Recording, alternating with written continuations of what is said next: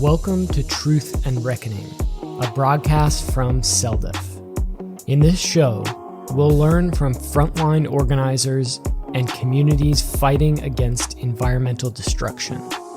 We'll explore different perspectives and innovative strategies for movement building, the potency and the potential of rights of nature, and effective action in defense of our communities.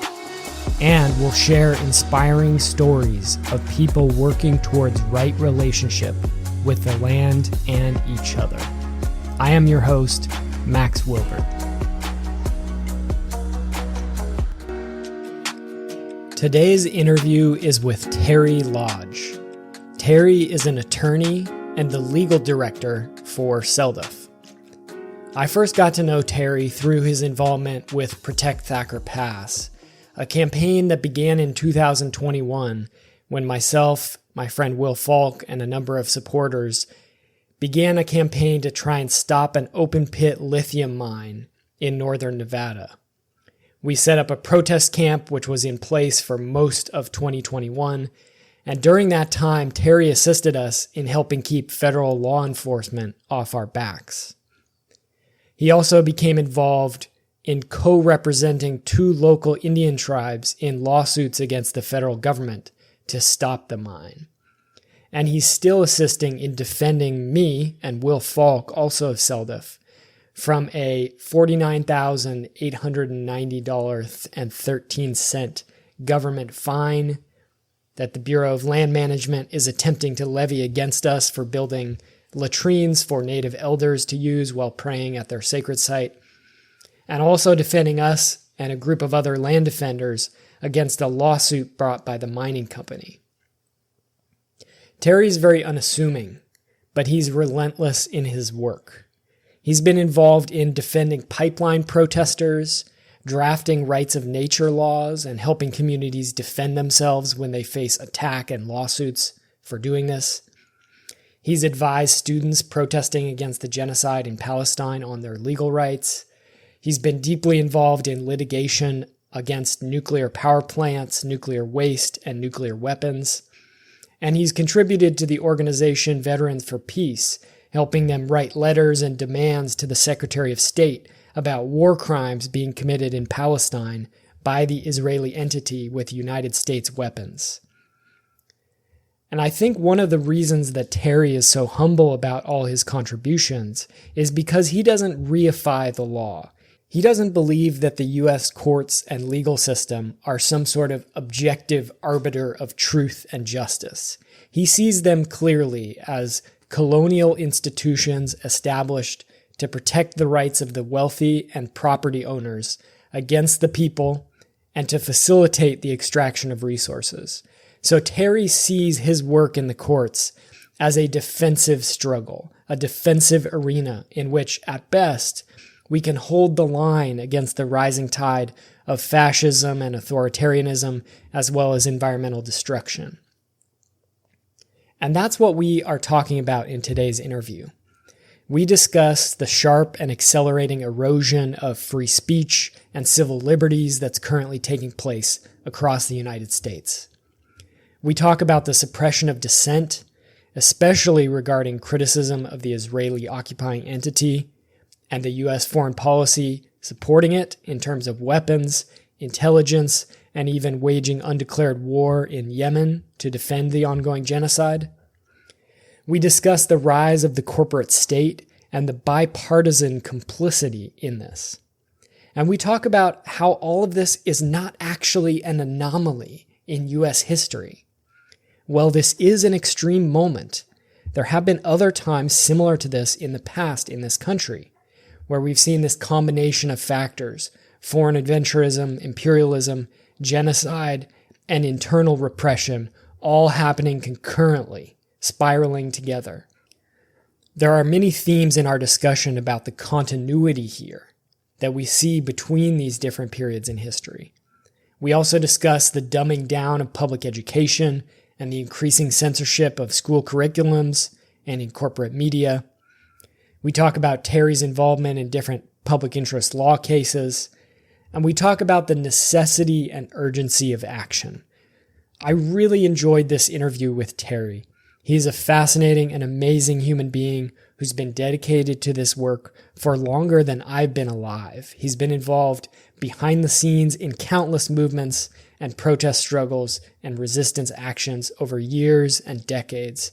And so I'm very grateful to have this opportunity to share some of Terry's wisdom and experience with all of our listeners. Without further ado, I present the interview with Terry Lodge. So Terry, would you mind providing a little bit more of your background, who you are, how you got involved in this work, and what your work has focused on in recent years and decades? Sure. Wow. Thank you for the chance to talk. I've been practicing for more than 46 years out of Toledo, which is in Northwest Ohio, a relatively medium-sized, still somewhat factory town, but certainly a classic Rust Belt city that was smacked by the offshoring beginning in the 70s and ever since. And it's kind of been an interesting practice. I've been flying solo for most of that 46 years. And I was a early fan of Ralph Nader, whose philosophy, as expressed in the late 60s on into the 70s, was to try to inspire more people to become interested in the public interest side of law. And so I'm sort of like a classic Nadery in that I came from the anti-Vietnam War generation into environmentalism as an activist before I went to law school. Even I kind of take some pride historically in having been an activist come to the law instead of a lawyer who suddenly or gradually becomes interested in a cause. My causes, thankfully, tend to govern the directions I've gone with my practice. It's been very interesting. Over the years, I've done a great deal of civil and some criminal litigation. It ranges from defending protesters to advancing free speech claims to trying to protect the civil rights of people who've been abused by police overreaction to a lot of jousting against commercial nuclear power in the administrative suites in Rockville, Maryland. And in more recent years, I've been a staff attorney for CELDF, working on the defense and advancement of initiatives, actual locally generated legislation through the courts.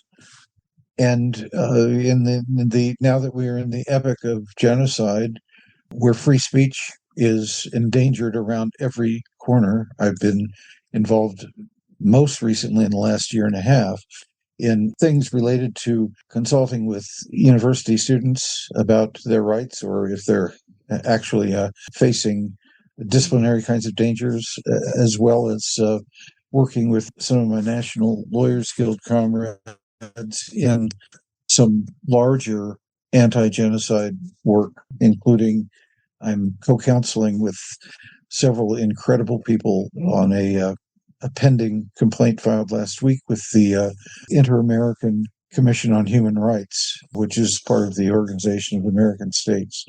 We filed a complaint against the Biden and Trump administrations, the United States government, for its perpetration of the genocide in Gaza. So I want to drill in and focus on this because you've been involved in a lot of anti-war work over the years. And as you mentioned, the genocide that's going on right now that is the Israeli state is perpetrating in Palestine.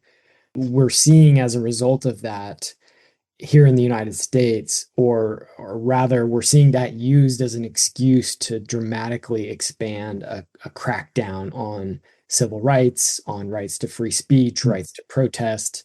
This is what sparked our conversation here. Many people who are listening to this podcast might have gone through CELDF's democracy school or be familiar with the analysis that's laid out in these democracy schools and by CELDF and by many other organizations and people throughout history, looking at the United States not as this paragon of democratic virtue and organizing throughout history, but rather as a state that emerged through the genocide of Native peoples and built a legal structure in the US Constitution and the law that's evolved since then that's built to uphold property rights, the rights of the wealthy and the rights of the ruling class, essentially against the rights of people. And the parts that we think of as being so integral to American democracy, such as the Bill of Rights, were sort of added on after the fact only through the concerted efforts of social movements and reformers and revolutionaries who saw the need to build some sort of protection for these basic principles of democracy and plurality in society. So, Terry, I'm wondering if you can speak to what's happening right now in terms of, precisely what is happening in terms of these erosions of civil rights and free speech across the country. I think a lot of us have been following the headlines, reading the news, but I'm not a lawyer. Most of our listeners aren't lawyers. And so I don't think necessarily many of us understand what precisely is happening and what the significance of it is. Can you speak to that?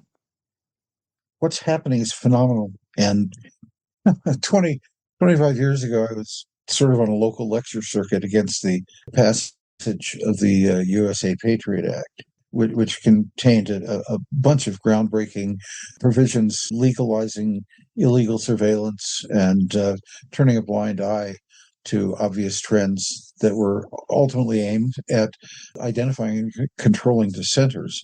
And I remember 23 years ago lecturing people about, I'm an old guy and I'm telling you that it hasn't always been this way.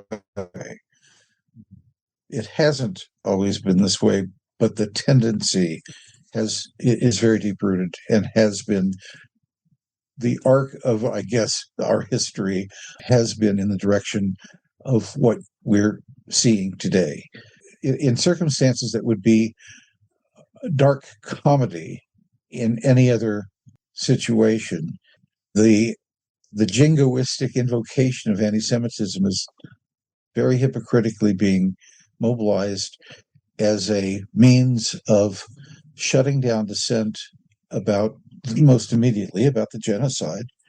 And it is being used successfully to draw a knee-jerk reaction that is sort of akin to red baiting during the McCarthy era and during the anti-Vietnam War era, where terrorism is the new communism, and red baiting by calling someone terrorists and anti-Semitic for questioning an industrial grade, incredibly mediaized genocide is incredible to me.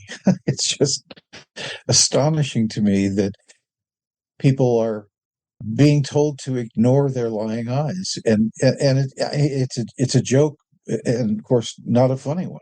It's just a calamitous kind of thing that we are being triggered by stereotypes, which is not new, but by mass marketing of stereotypes and idiocy and foolishness that people are being asked to respond to. And when they don't, boy, the hammer is dropped, and people's lives and careers and even their being allowed to stay in the United States comes into immediate question.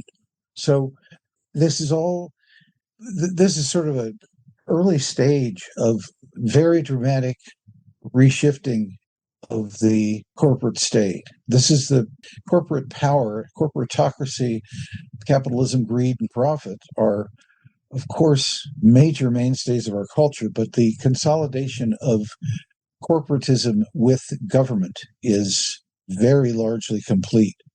The Trump administration is the most recent cynical agent for that, but this is a bipartisan crisis. And I mean, we are in this crisis because of so-called bipartisanism.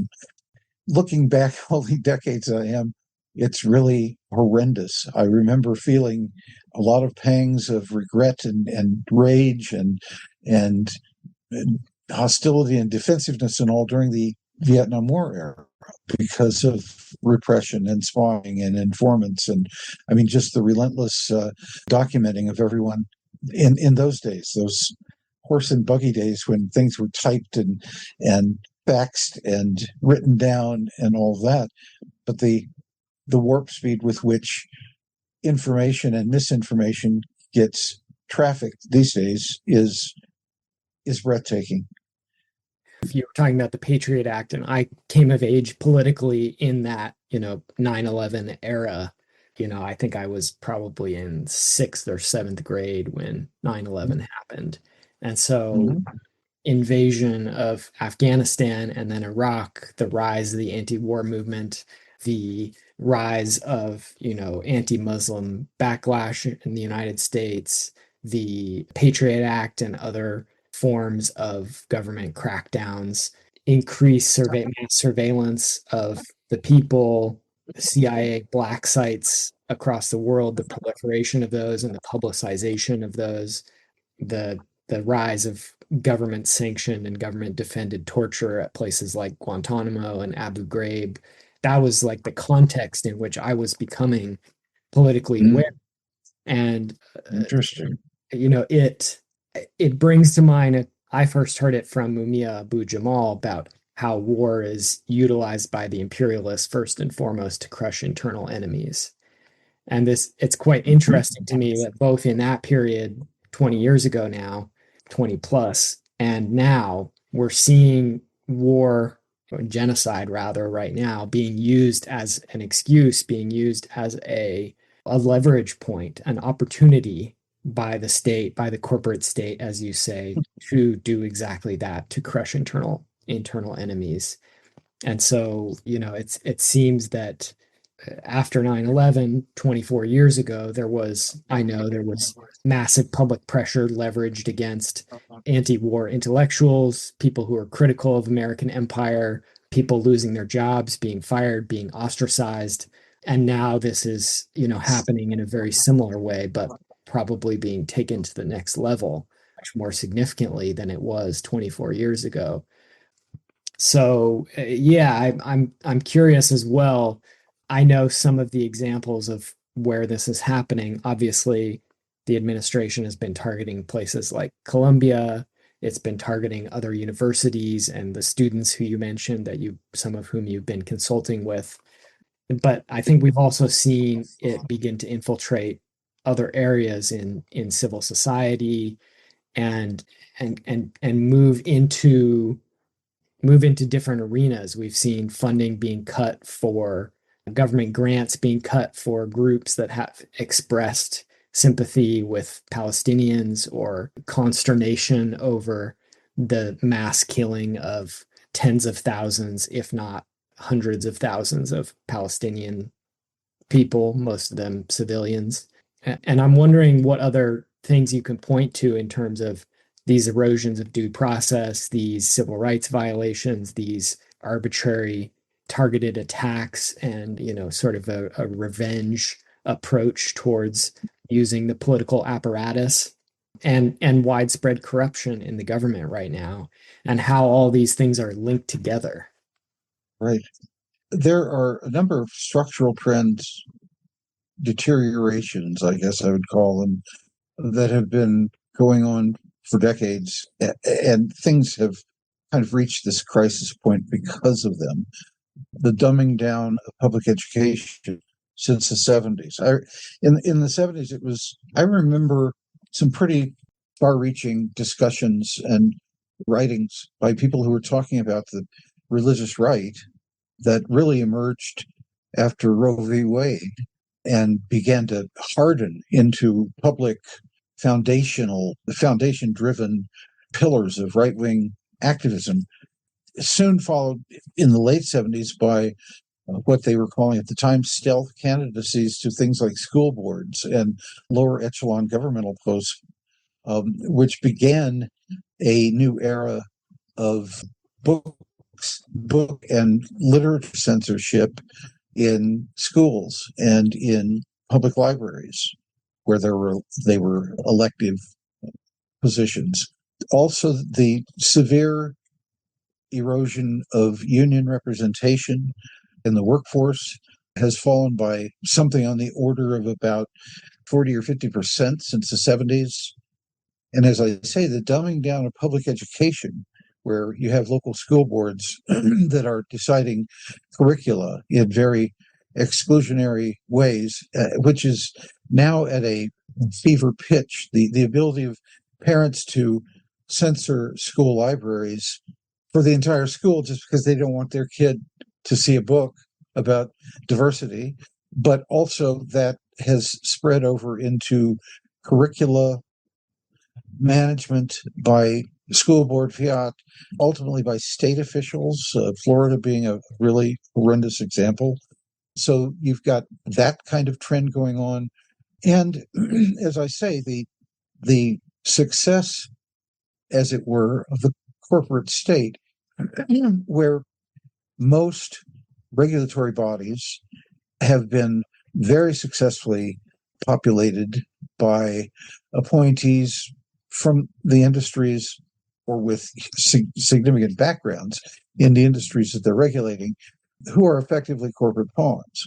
So you have the regulatory model, which fictionalizes some security that things are being managed, things are being watched. We're a diverse, advanced, technologized society. Somebody's minding the store, and then the train runs off the tracks. The planes crash, the nuclear power plant suddenly something goes amiss, and questions are finally asked, but only belatedly.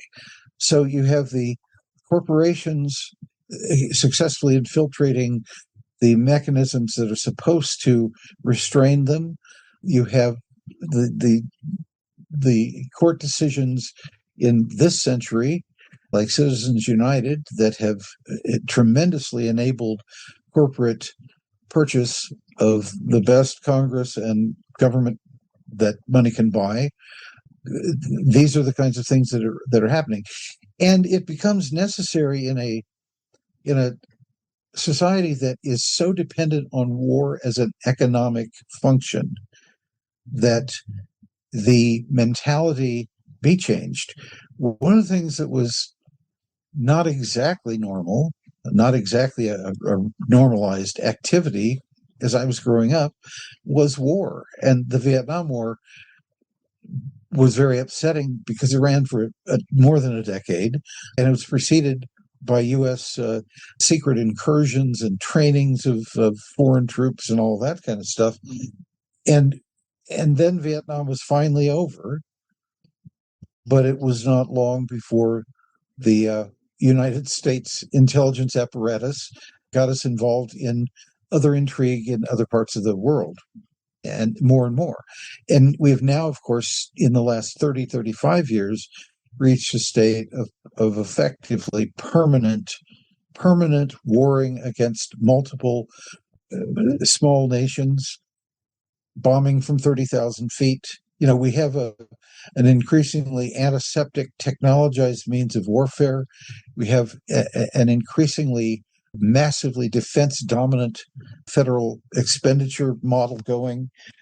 And these things require, they're both the product of, but require more and more brainwashing, I guess I'd call it. You're talking about the link between war and overseas war, the projection of imperial power, the projection of domination, and the suppression of dissent internally at home. And this is something that historians and activists and social critics have pointed to these connections for a long time. People have said the chickens always come home to roost. And we were just having a conversation planning an upcoming event with some allies in the Philippines, some organizers down there, and discussing the links between, for example, US imperialism in the Philippines and the repression of dissent internally here in the United States. So it seems like these are two sides of the same coin, right? Very much. Yeah, we're in there are Orwellian features to this, but that doesn't completely explain what's going on. The Orwellian features are that uh, we are now constantly here in Oceania, we're constantly at war against or threatening war against large and small enemies, lumping them together, although sometimes they begin to find one another and unify against us. But on the international plane, there's just this endless conjuring up of the need for more and more expensive defense, for more and more uh, that in turn leads to a need to manage our society in more and more spotless ways, that democracy is increasingly trashed as being very, very inconvenient. Participatory democracy, in particular, is targeted. The ancient power of people to legislate their own laws through initiatives is under increasing question. The consolidation of the media has made it easier for the amplification and disproportionate emphasis on stuff that doesn't matter or that is marginal in its importance or significance to us. That's how you get junk TV. You get People magazine. You get the fixation on trivia and nonsense and sensationalism. I mean, we have become very much a yellow journalism kind of driven society because scandal and shock and gossip are what sells and what diverts. Right. It diverts attention away from the really serious problems, the massive unsolved and in fact expanding problems within as well as outside of the United States.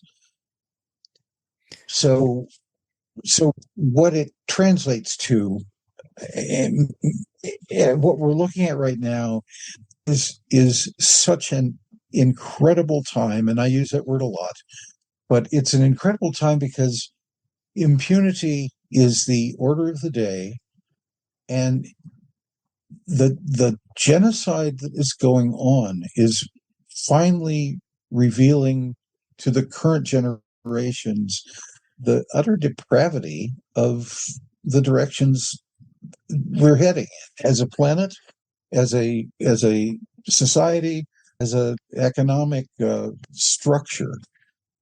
We have no values anymore, and the problem is that Gustavo Petro, the president of Colombia, said a couple of years ago that genocide in Gaza is a rehearsal of the future. And when he made that pronouncement, he was talking specifically about the fact that climate chaos is creating growing numbers of what I guess you could call climate refugees, but people who are affected directly by desertification, by the massive transformation of water resources, by mining, by the need for new raw materials for the supposed transition away from a carbon-based economic model. And so the problem is that genocide is not an aberration. It's not an aberration in history. It's not an aberration in American history, but it is part of the U.S. And I'm now realizing the international delusion is that we've advanced beyond all that, and we aren't genocidal maniacs, and we aren't just going to sacrifice huge populations because of political economy, but we are. And so this is an incredible time. I use it again because of the fact that the classic American exceptionalism is getting a run for its money finally, but the whole notion that somehow it is all right and even necessary to keep your head down and avert your gaze from what is going on.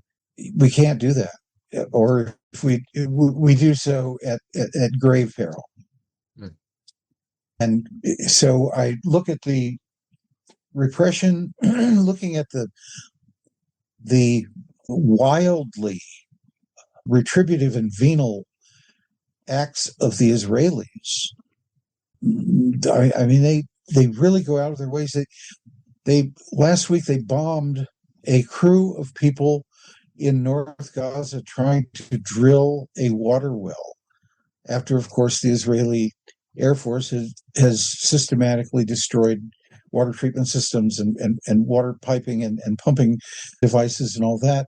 But you look at the amazing depravity and the fact that there are people cheering it, the fact that there are other governments taking favorable notice, or at least keeping notes of how to repress and destroy entire populations. The fact that Trump is an admirer of Duterte, of in the past of Putin, of other strongman leaders, and that so much is the tenor of the planet. And the fact that we sit day by day watching the absolutely inexorable, inevitable genocide. And our political leaders, I noticed that just in the last couple of days, Macron and Starmer and the new guy realizing there's a genocide going on.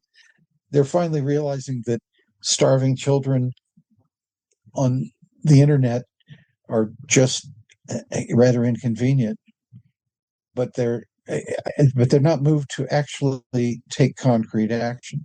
So I'm ranting at this stage. Well, You yeah, want it's worthy of a rant. I mean, the situation is ridiculous, and I think it's good that we started where we did in a way with this conversation with you talking about the Vietnam War and you coming of age politically in that era and me coming of age politically in the Iraq Afghanistan era. And and now there are all these young people who are coming of age in this era of the genocide of the to? Palestinian people. And there's a through Yeah. line to all of this. And you can Yes, there is. sort of breadcrumbs back through US history. As you said, genocide is not an aberration. And there's a direct link between the breakdown of rule of law, the illegal deportations Mhm. of people to, essentially torture facilities and concentration camps in El Salvador, and Mhm. many historical examples of similar behavior. The Trail of Tears of the Paiute people, the Trail of Tears of all the other Native people getting marched to Oklahoma, the suspension of the government today talking about the suspension of habeas corpus, and the use Mhm. of sedition laws and treason laws against people like Edward Snowden and people like the Rosenbergs. Very This true. there's a Yeah. through line between the corruption of Trump trying to accept this massive plane from the government of Qatar, his cryptocurrency schemes to pump his wealth as high as possible while he's in office, just completely leveraging his government position for personal gain. This sort of complete breakdown of any even semblance of ethical Yes. moral behavior Yes. is a precursor to public respect and votes or the ability to gain power in a society. That it's sort of, we're in a phase, one of these sort of cyclical phases, it seems like, where the gloves come off of empire. And Mhm. those who are paying attention can see the naked face of the violence, the brutality, the Mhm. domination, and and those who will oppose it will be hit by that fist. It's a Yes. raw wielding of violence and power as a form of domination. And this to me, I think, is really instructive because it speaks to the how this bipartisan approach to empire and power in the United States plays out, where we have the Republicans and people like Trump as corporate fascists and Christian fascists. And then we have, the Democrats as sort of failing to even uphold their own supposed liberal values when they're in power. We have Obama, assassinating people around the world, ordering illegal drone strikes, assassinating American citizens, waging war without the approval of Congress, all of these things being baked in, being incredibly cozy with corporate power and massive donors and so on, and in some ways sort of solidifying and normalizing the expansions of imperial power that were conducted under the Bush administration. The Obama administration sort of normalized those and and sort of brought legitimacy to them through diplomacy and very good speeches and essentially a great public relations campaign. I mean, Obama's campaign was called the best marketing campaign of the decade or of the century or something at the time, right? Yep. And Biden sort of attempting to do the same thing, to sort of whitewash all these imperial crimes, to normalize so many of them, and to of course the genocide began under, I mean, this phase of the genocide, I should say, began under an administration. And he sort of did. primed the way for what Trump is doing in so many different ways.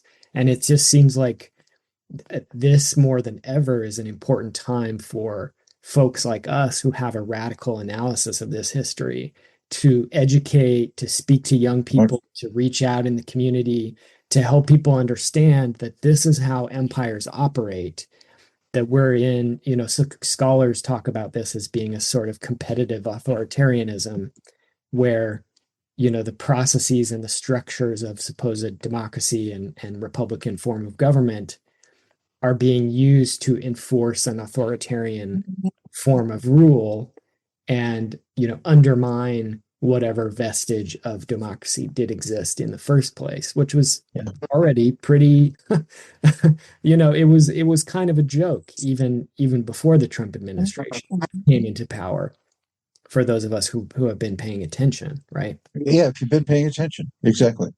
It just to discuss for a minute some of the close-up harbingers that I mean, I still am left aghast at the brazen nature of what is going on by way of inculcating fascist operating principles into our daily lives.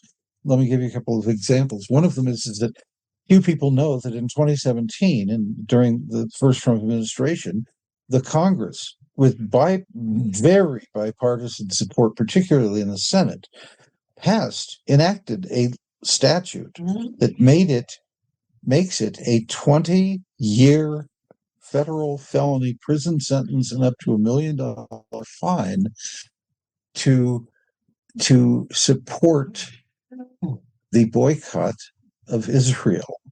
There's a statute on the books. There's an update of it, which would add in as potential offenders incorporated nonprofit entities. This, of course, is aiming at the actual BDS, Boycott, Divestment, Sanctions, International Movement, but also American Muslims for Palestine, Jewish Voice for Peace, other groups that are openly advocating BDS as a non-violent means of trying to restrain what's going on in the Middle East. In right here in River City, in Columbus, Ohio, the state capital, there's legislation pending that is very likely to pass that would incorporate the so-called IHRA, that's the International Holocaust Remembrance Alliance, definition of anti-Semitism into Ohio law. And it is supposedly, the cover story is that it gives a firm definition of anti-Semitism for civil rights investigators who are looking at the potential for religious discrimination to have occurred in the workplace. But what it also will do is it creates a state legislated law. Basically, it says this is what anti-Semitism is. And along with the IHRA definition come 11 examples, I should say, among which are that any criticism of Israel as a political entity is deemed anti-Semitic. The ultimate purpose of this is it's beefing up Ohio's ethnic intimidation law, which is it's a crime to discriminate against someone because of their ethnicity, race, religion. But by adding it into the ethnic intimidation statute, which can range up to being a felony, it also adds heft to enforcement of the riot and aggravated riot crimes in Ohio. A riot in most states, including Ohio, is typically defined as 5 people or more getting together for the purpose of committing a misdemeanor or a felony. So a riot is 5 people who lock themselves down to an office building. A riot is 5 people or more who gather in front of or let's say in a university quadrangle to protest a genocide. It's a riot if something turns into civil disobedience or worse, physical attacks on police, that sort of thing. But it now, if this law passes, as we anticipated very well might within the next 6 weeks, by the end of the fiscal year, it will become a crime to gather for the purpose of protest. It will become possible for the campus cops at your friendly local university in Ohio to read posters, read internet, Facebook, other social media announcements of a protest scheduled tomorrow noon in front of the administration building. The cops will arrive and say, since you people are gathered to protest the genocide, you are committing anti-Semitic acts. You are in order to disperse now, or we will prosecute you for riot and ethnic intimidation. So it will be possible to shut things down before they even start, which is why I'm a great admirer of the graduation speakers and the young people who are sitting down and sitting in and protesting in as best as they can on campuses, and faculty, of course, too. But this stuff is happening daily. It's happening at warp speed. Legislatures and Congress are looking at additional repressive measures, such as one of the things in the big, beautiful budget bill is, once again, the ugly head of empowering the Treasury Department to unilaterally cancel the 501c3 so-called tax-exempt status of nonprofit organizations, which is, in capitalism, you get to take a tax write-off when you donate to an organization that you feel is doing good, maybe doing humanitarian work or education or some forms of trying to inform the public. 501c3 status, in other words, is what foundations get their breaks on. It's what corporations get to write off, and individuals. And it is proposed that the Treasury Secretary, without having to disclose any evidence, be allowed to terminate a 501c3 organization's tax-exempt status, which will critically harm hospitals and school systems and many, many other activities, simply because the reason that the Treasury Department has to give is that they have evidence which they do not, I'm telling you, do not have to disclose, would not have to tell you that you have contributed to anti-Semitic or other unlawful activity in support of terrorism. And you know what? That means everybody in environmentalism, everyone performing social functions and education are at risk. They're at risk of jeopardizing the economics of their employer because of their viewpoints. I mean, this is this is amazing. People that want to start alternate education facilities, homeschoolers under some sort of nonprofit organizational kind of aegis, and people who want to do environmental organizing and what would normally be considered legitimate interventions in and regulatory stuff, in lobbying, that sort of stuff. They can be. This isn't just cancellation, boy. It is. It's going. It's destroying populism and the means of democracy, such as they are at the root. So, Yeah. yes, there are a great many things that are happening, and like I said, like I told you and others, these days it's like we're all drinking from a fire hose because we're under such intense pressure from so many different directions, having to respond meaningfully. So, the place that I see it necessary to respond is whenever someone's right to speak is endangered, that you defend it. And to some extent, you defend speech that you would certainly never endorse yourself. But the very opportunity for us to participate is being undercut, and critically so. I mean, we're seeing, like I said, the censorship of school curricula, the right of viewpoints to even be expressed without being shut down or the subject of a complaint. We're seeing people being encouraged to be hypersensitive to criticism without teaching people how to mediate differences and how to peaceably discuss and explore and resolve differences whenever possible. We are living in a society awash in guns, and yeah, I keep thinking of how the fact that the only legislation the National Rifle Association ever supported that would restrict gun ownership was when Congress was considering bills to get at the gun ownership of the Black Panthers 55 years ago. But we are in a society awash in weapons as a means of resolving differences. And since internationally it's our way or the highway, and we will bomb your defenseless country with our incredibly technologically advanced jets at 30,000 feet. I mean, if that's the way we resolve differences, no wonder we don't trust one another and we arm ourselves, and people who have no sense are toting guns to demonstrations to show people at the demonstrations that they better watch themselves. I mean, wow, boy, have things gone completely over some edge somewhere.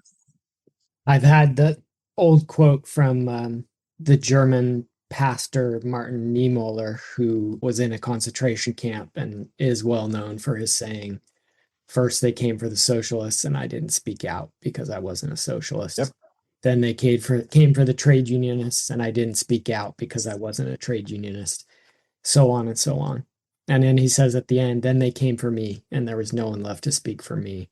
And I'm just reminded of that right now, as unfortunately so many swaths of society are silent as immigrants and pro-Palestinian activists are being targeted brutally and ruthlessly and illegally by even under our very insufficient and often unjust legal system as it exists now. Even under that very poor bar, illegally targeted, so many people are silent. So many people are silent about this. And, as you said, even if you don't agree with everything, even if you have some political disagreements with these people, what is represented by the crackdown on dissent, on speech, on activism, on resistance, what we are seeing right now is profoundly disturbing. And it's indicative of, again, what this organization has talked about for decades now, which is this through line in United States culture and law of authoritarian genocidal tendencies And that it's more important than ever at times like this that those of us who have a heart and are disturbed by what we're seeing, we speak out, we take action, we be brave, we be bold. That doesn't mean being stupid, because there's obviously the political Right. circumstances that we're in right now are quite dangerous, and it's not a time for action without thought. But on that note, Terry, do you have any final words about ways to push back, assert our rights, and continue to push? Yeah, and it's a little bit more than writing your congressman. Let me tell a little story. Last year, I was fairly involved with a number of other activists. We had a long-time Democratic Senator, Sherrod Brown, here in Ohio. And Sherrod was back in the day, back in the 80s. He entered politics, and he was a pretty hard for the times leftist, and he supported a great many in state legislature. He supported a number of really significant reforms to Ohio's environmental and landlord-tenant laws, some other stuff. He ends up getting elected to Congress, and he's still in the early 90s. He's still kind of tough and, stood for things. He was an ardently pro-union, and signed on or led the charge on some legislative attempts anyway to shore up the embattled industrial unions. And he became a senator, and he was running against a Trump-supported, a Trump-endorsed right-winger, and he was going to have a very tough re-election race, very tough, and in 2024. And it was, and he lost. But he lost because he would not in any way, in the slightest way, criticize the genocide. And I was part of a group that confronted him a couple of times at appearances in Northwest Ohio. And I actually was present at a UAW picnic where he, in answering one of the questions from one of us, said, "This is not a genocide." This is in July or August of 2024. That what is going on in Gaza is not a genocide. And he proceeded to his talking points were garbage. But I'm thinking, this guy is like one of the liberal lions in the U.S. Senate. And his career, his vanity, I mean, he's in his early 70s. He doesn't need to be reelected again, except for ego. He's a 3-term senator already. And I thought a lot about the fact that the Dems were avoiding the mention of genocide. That they were whispering it in timid language at all, if at all. And it's amazing. We've watched the spectacle of people showing you that they are not going to protect your life and limb. They aren't going to, they're not going to take steps to intervene to prevent crises that are befalling people daily in this country as well. And so I've thought a lot about what the hell does it mean? So what you have to do is people are going to have to take stands that are going to be difficult, that they're, people are facing career destruction that is immense. And the stakes for us as individuals are extremely high, and the prices that we're going to have to pay are commensurate with the gravity of how bad things have become. So, yeah, you start out with hounding your congresswoman or your senator, I guess. But more than that, you start focusing locally on self-help groups that, on groups that combine in ways that are mutual aid oriented. there's more need than ever for people to understand food production on their own, to understand that the political system can be taken on, but it has to be taken on with unified action. And that kind of gets back to your point about how we're going to have to realize and make adult evaluations as to whether people are more our allies than our enemies. And that means talking to people that are outside of your social media, maybe, or people that you have had sharp disagreements with, but there's got to be some need to find common ground, because I think the responses are going to have to come from the bottom up. I've always thought that, but more than ever, we're seeing that the top down is absolutely brutal and senseless and unforgiving. So we have to develop new ways of developing, of growing trust among ourselves, among identifying who we are, and taking a view that is frankly very socialistic, because that's the only way that I think that many people are going to be able to survive, is by plighting their troth in common with other people on a lot of issues. So local governance, a healthy skepticism of what politicians, at least from the traditional party stripe angle, are really saying and what they're really putting on offer. Those are developing an acute sense of critiquing and dusting off the old idea of seeing people in person and seeing people not just on the streets, but in meetings and in discussions and in exchanges that aren't just point and click. That's a kind of a beginning. And then educating yourself as to the options for activism and ultimately leading into civil disobedience. There are ways of making a point, sometimes humorously, as a group. There are ways of doing things that are minor lawbreaking. Of course, nowadays everything is being amplified into crime of the century to thwart people from protesting. But educating yourselves as to what is possible strategically. Talking across generations is another one.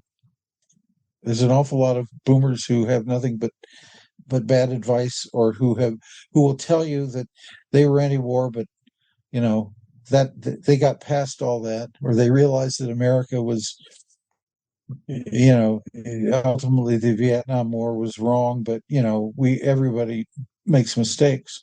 But there's a need to get across generations, and there's a need to understand the value of history. And that means that you do have to talk to people who have been around for a while and see if you can gain their perspective on what actually happened historically. And like I said, it's sort of interesting to me now that I was once young, but now 50 years later, I'm understanding a great deal about. I've lived through historic events, and when I read what the mass media puts out about Martin Luther King, or Vietnam, or the Central American Wars, or the Persian Gulf War, or the 2003 Iraq invasion, I lived through that stuff, and I have a really, oftentimes, very different, richer understanding and memory. So their institutional memory, I guess I would call it, is also a valuable thing, sort of in the almost the Native American way of preserving history by talking.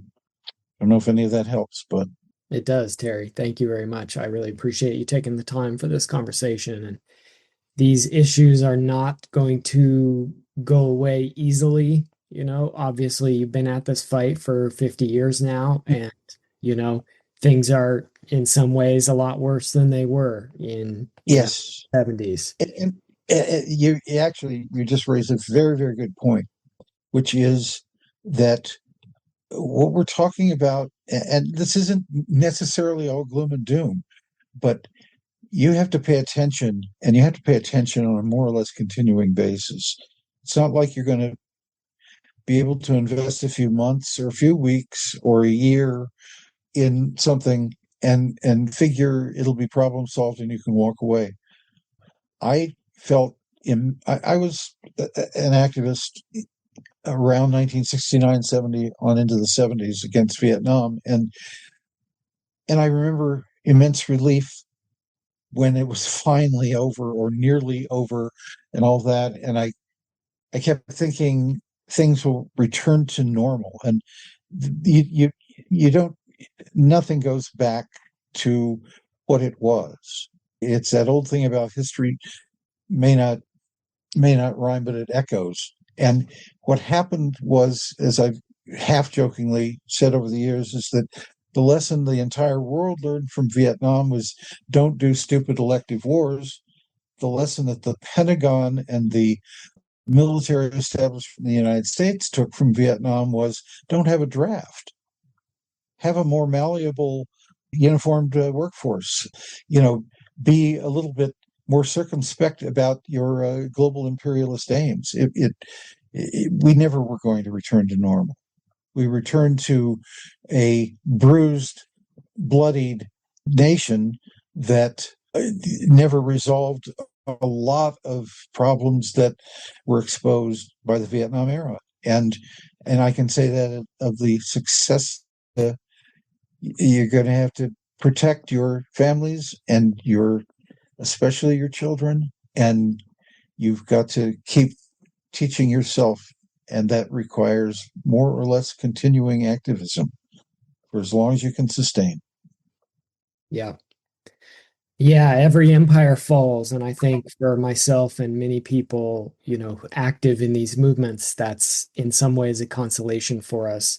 The challenge, of course, is what state are our communities in? What state is the ecology in? What state is the nuclear arsenal of the world's nation in as these collapses and political shifts accelerate, as these empires, these civilizations that have destroyed their ecological foundations start to stumble and falter and eventually fall?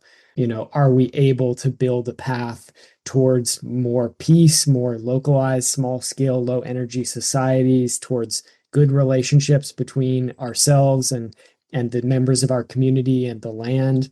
Or is it, descending further into an authoritarianism, into reactionary xenophobia of the worst sort, into the violence and, exclusion and force as the answer to every problem that we face? And, this will continue to be a struggle here for quite some time, certainly for decades, and who knows how exactly the future is going to play out. But to me, the work always must continue to be done. We have to just plug away at it and continue and continue and continue, and not expect, to win, not expect for some great utopian future to emerge tomorrow. It's just not going to happen. But that doesn't mean that our efforts are useless. It just means that it's more important that we put ourselves into this work as a long-term commitment, as a commitment to transforming ourselves, our communities, our own relationships, our society, the world that we live in as a whole. That has to be a lifelong process, I think, for all of us. And maybe with generations of that type of work, we'll chart some sort of way out of this very, very difficult place that we have come to after, as you said, genocide is not an aberration, and this culture has been built on generations of genocide. Slavery, exploitation, land theft, brutal foreign wars, colonial occupations. Not all societies do that. That is not necessarily human nature. Right. It's a latent possibility within all of us. It's always there beneath the surface of possibility. But we can make different choices and move in different directions if we can set up our cultures and our ways of thinking, our ways of governing and relating with each other to move in those different directions. Yep, very true.